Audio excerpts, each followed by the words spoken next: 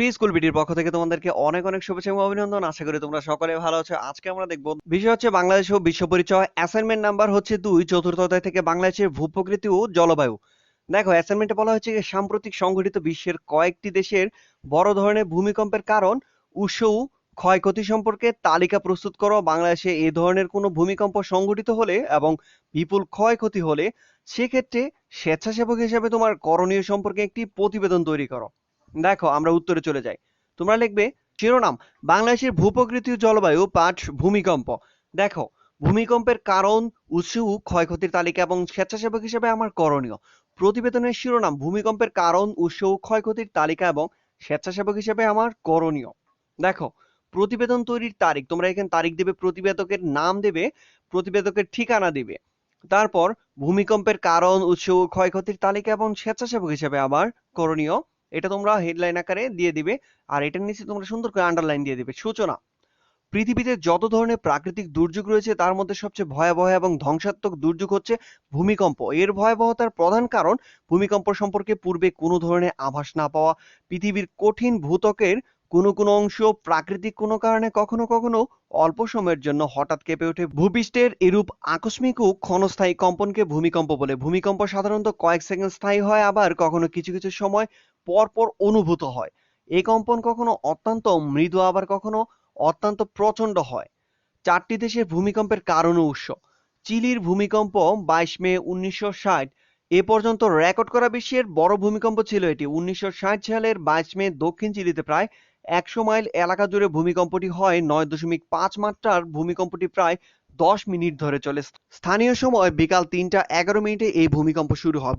ভূমিকম্পের উৎস, ভূমিকম্পের কেন্দ্রস্থল ছিল চিলির রাজধানী সেন্টিয়াগো থেকে প্রায় 570 কিলোমিটার দূরে লোমাকু শহরের কাছে। ক্ষয়ক্ষতি, চিলির এই ভূমিকম্পে প্রায় 1600 লোক নিহত হয়, আহত হয় প্রায় 300 জন, প্রায় 20 লাখ মানুষ গৃহহীন হয়ে পড়ে, আর্থিক ক্ষতি হয় প্রায় $550 মিলিয়ন।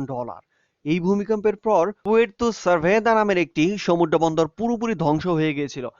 আর এখানে আমরা লিখেছি, নেট থেকে তোমাদেরকে চিলির ভূমিকম্পের একটি ছবি প্রিন্ট করে খাতায় সংযোজন করতে হবে। অর্থাৎ নেট থেকে তোমরা চিলির যে ভূমিকম্প হয়েছিল তার বিভিন্ন ধরনের ছবি আছে, সেখান থেকে একটা ধ্বংসস্তূপের ছবি সংযোজন করে দিতে হবে। তারপর নেপালের ভূমিকম্প 25 এপ্রিল 2015। 2015 সালের 25 এপ্রিল সকাল 11:57 নেপালের 7.8 মাত্রায় ভূমিকম্পটি প্রায় 20 সেকেন্ড স্থায়ী হয়েছিল। ভূমিকম্পের উৎস, নেপালের লামজং এর পূর্ব দক্ষিণ পূর্ব কেন্দ্রস্থল থেকে আনুমানিক 29 কিলোমিটার ব্যাপী এলাকায় ভূপৃষ্ঠের প্রায় 15 কিলোমিটার গভীরে। ক্ষয়ক্ষতি হয়েছিল ভূমিকম্পে নেপাল, ভারত, চীন ও বাংলাদেশে 7,759 মানুষ নিহত হয়েছিল, আহত হয় প্রায় 17,261 জন। কাঠমান্ডু শহরের অনেক ঐতিহ্যবাহী স্থাপনা সমূহ ভীষণভাবে ক্ষতিগ্রস্ত হয়। মাউন্ট এভারেস্টে তুষার ধসে বেশ কয়েকজন পর্বতারোহীর মৃত্যু ঘটে। আর এখানে তোমরা সেম ভাবে নেপালের ভূমিকম্পের 2015 সালে 25 এপ্রিল 2015 সালে ভূমিকম্পের যে কোনো একটা ছবি তোমরা এখানে নেট থেকে প্রিন্ট করে খাতায় সংযোজন করে দিবে। তারপর আসি ভারত মহাসাগরের ভূমিকম্প 26 ডিসেম্বর 2004। 2004 সালের 26 ডিসেম্বর রবিবার ভারত মহাসাগরের পাশে ইন্দোনেশিয়ার সুমাত্রা দ্বীপে ভূমিকম্পটি আঘাত হানে। এটি ইতিহাসের সবচেয়ে বড় প্রাকৃতিক বিপর্যয় বলে ধরে নেওয়া হয়। 9.1 মাত্রার ভূমিকম্পটি প্রায় 10 মিনিট স্থায়ী ছিল। তারপর ভূমিকম্পের উৎস, সমুদ্রগর্ভের প্রায় 30 কিলোমিটার নিচে ছিল ভূমিকম্পের ভূমিকম্পের উৎস, সমুদ্রগর্ভের প্রায় 30 কিলোমিটার নিচে ছিল ভূমিকম্পের কেন্দ্রবিন্দু। ক্ষয়ক্ষতি, ভূমিকম্প এবং এর ফলে সৃষ্ট সুনামিতে এশিয়া ও পূর্ব আফ্রিকায় 14টি দেশের প্রায় 2,30,000 জন মানুষ মারা যায়, 50,000 জন আহত হয় এবং প্রায় 50 লাখ মানুষ বাড়িঘর হারায়। ইন্দোনেশিয়ায় মৎস্য শিল্প ও কারখানার প্রায় 60% পুরোপুরি ধ্বংস হয়ে যায় এই সুনামিতে। নেট থেকে তোমরা ভারত মহাসাগরে যে ভূমিকম্প হয়েছিল তার একটা ছবি প্রিন্ট করে খাতায় সংযোজন করে দিবে। জাপানের ভূমিকম্প 11 মার্চ 2011। জাপানের ভূমিকম্প 11 মার্চ 2011। 2011 সালের 11 মার্চ দুপুরের 2:48 জাপানের উত্তর পূর্বাঞ্চলের টোহোকু দ্বীপে স্মরণকালের সবচেয়ে ভয়াবহ ভূমিকম্প হয়েছিল। 9.0 মাত্রার ভূমিকম্পটির স্থায়িত্ব ছিল প্রায় 5 মিনিট। ভূমিকম্পের উৎস, ভূমিকম্পটির কেন্দ্রস্থল ছিল টোহোকু থেকে 130 কিলোমিটার দূরে। ক্ষয়ক্ষতি, ভূমিকম্পের ফলে সৃষ্ট সুনামিতে 15,881 জনের মৃত্যু হয়, আহত হয় 6,142 জন, নিখোঁজ হয় 2,668 জন। সুনামির ফলে 3টি পারমাণবিক বিদ্যুৎ কেন্দ্র বিস্ফোরণ ঘটে, প্রায় $36 বিলিয়ন আর্থিক ক্ষতি হয়। তোমরা জাপানের ভূমিকম্পেরও একটা ছবি সুন্দর করে প্রিন্ট করে খাতায় সংযোজন করে দেবে। ভূমিকম্পের কারণ সমূহ দেখো। ভূমিকম্পের যদি আমরা প্রধান কারণে আসি, এক হলো অগ্ন্যুৎপাতের ফলে প্লেট সমূহের উপর ভূমিকম্প সৃষ্টি হয়। 2, পৃথিবীর উপরিভাগ কতগুলো ফাটল ফলক অবলিক প্লেট দ্বারা গঠিত, এই প্লেট সমূহের সঞ্চালন প্রধানত ভূমিকম্প ঘটিয়ে থাকে। তারপর অপ্রধান কারণ, এক হচ্ছে শিলাশ্রুতি বা শিলাতে ভাঁজের সৃষ্টি। কোনো কোনো ভূপৃষ্ঠের অভ্যন্তরে বড় ধরনের শিলাচ্যুতি ঘটলে বা শিলাতে ভাঁজ সৃষ্টি হলে ভূমিকম্প হয়। 1935 সালের বিহারে এবং 1950 সালে আসামে এই কারণে ভূমিকম্প হয়। 2 হচ্ছে তাপ বিকিরণ। ভূতত্ত্ব তাপ বিকিরণ করে সংকুচিত হলে ফাটল ও ভাঁজের সৃষ্টি হয়ে ভূমিকম্প হয়। 3 হচ্ছে ভূগর্ভস্থ বাষ্প। পৃথিবীর অভ্যন্তরে অত্যাধিক তাপের কারণে বাষ্পের সৃষ্টি হয়, এই বাষ্প ভূত্বকের নিম্নভাগে ধাক্কা দেওয়ার ফলে প্রচন্ড ভূকম্পন অনুভূত হয়। 4 হচ্ছে ভূগর্ভস্থ চাপের বৃদ্ধি বা হ্রাস। অনেক সময় ভূগর্ভে হঠাৎ চাপের হ্রাস বা বৃদ্ধি হলে তার প্রভাবে ভূমিকম্প হয়। 5 হচ্ছে হিমবাহের প্রবাহ। হঠাৎ করে হিমবাহ পর্বতগাত্র থেকে নিচে পতিত হলে ভূপৃষ্ঠ কেঁপে ওঠে এবং ভূমিকম্প হয়। বাংলাদেশের মানচিত্র অঙ্কন করে ভূমিকম্প প্রবণ এলাকা চিহ্নিত করা হলো। এইটা তোমরা এই চিত্রটা অঙ্কন করে দেবে। তারপর আমরা আসি স্বেচ্ছাসেবক হিসেবে আমার করণীয়।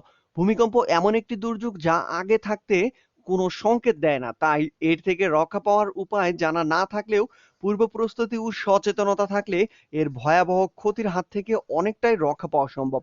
ভূমিকম্পের আগে যা করতে হবে সে বিষয়ে আমি মানুষকে নিম্নোক্তভাবে সচেতন করতে পারি।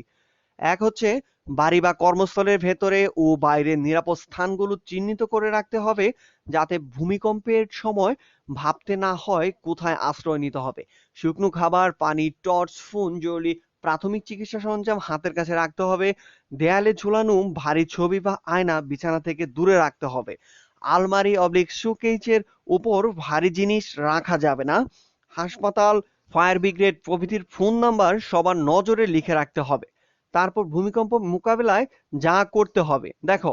ভূমিকম্প অনুভূত হলে আতঙ্কিত বা দিশেহারা হওয়া যাবে না। নিচতলায় থাকলে দ্রুত বাইরে যেতে হবে। ভবনের উপরে তলায় থাকলে শক্ত খাট বা টেবিলের নিচে, বিম বা কলামের পাশে অথবা রুমের কোনায় আশ্রয় নিতে হবে। মাথায় বালিশ, কুশন বা হেলমেট বা নিজের দুহাত দিয়ে সুরক্ষা করতে হবে। তারপর হচ্ছে কাচের জানালা, বারান্দা বা লাইট পোস্ট ইত্যাদি থেকে দূরে থাকতে হবে। তারপর চলন্ত গাড়িতে থাকলে গাড়ি থামিয়ে দ্রুত খোলা ও নিরাপদ স্থানে অবস্থান করতে হবে। তারপর হচ্ছে ভূমিকম্প একবার হলে আবারও হতে পারে, তাই সাথে সাথে ঘরে না গিয়ে অপেক্ষা করে দেখতে হবে।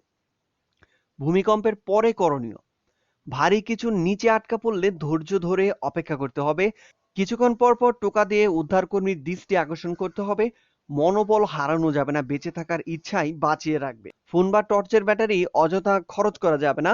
গ্যাসের চুলা বা বৈদ্যুতিক তারের সমস্যা দেখা দিলে অভিজ্ঞ টেকনিশিয়ান দিয়ে চেক করে নিতে হবে অথবা প্রয়োজনে ঠিক করিয়ে ফেলতে হবে।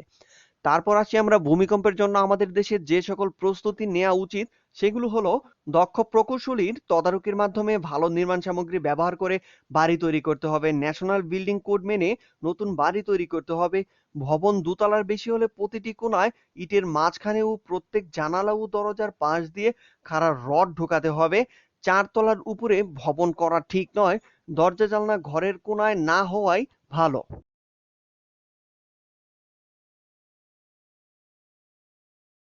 সকল অ্যাসাইনমেন্টের শতভাগ সঠিক এবং নমুনা উত্তর পেতে আমাদের সাথে থাকো। যারা আমার চ্যানেলটি এখনো সাবস্ক্রাইব করোনি তারা এখনই সাবস্ক্রাইব করে ফেলো এবং লাইক কমেন্ট করতে অবশ্যই ভুলবে না। নতুন নতুন ভিডিও পেতে বেল আইকনটি অবশ্যই প্রেস করে রাখবে। এতক্ষণ সাথে থাকার জন্য সকলকে ধন্যবাদ।